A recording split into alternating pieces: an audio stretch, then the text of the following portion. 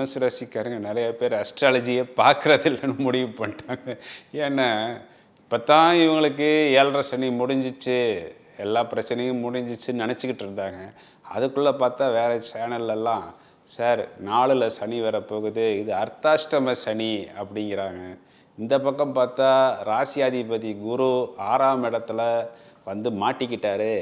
ராசியாதிபதியான எங்கள் கிரகமே 6ல் போய் மாட்டிச்சுன்னா நாங்களே வழியை போய் வம்பு வழக்கு நோய் எதிரிலெல்லாம் மாட்டிக்கிட்டோம் அப்படின்னு சொல்கிறாங்க. 10ஆம் பாவத்தில் கேது பகவான் வந்து குரு பார்வையில் அமர்ந்தோம், பெருசாக ஒன்றுமே நடக்கலை சார். என்ன ஆச்சுன்னா கடன் மட்டும் மிச்சமாக இருக்குது, மற்றது எல்லாமே எங்கள் கையை விட்டு போயிடுச்சு.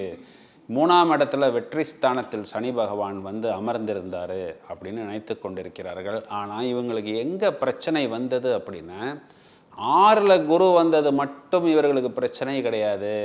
இவர்களுக்கு 4ஆம் இடம் சொல்லக்கூடிய சுகஸ்தானத்தில் ராகு வந்து அமர்ந்து இவர்களை ஒரு நசுக்கி விட்டுருச்சு. அதாவது 4ஆம் இடம்ங்கிறது வீடு, வாகனம், மனை, போக்குவரத்து. இதில் ஒரு பிரச்சனை முடிஞ்சால் அடுத்த பிரச்சனை, அது முடிஞ்சால் அடுத்த பிரச்சனை, தொடர்ச்சியாக பிரச்சனை.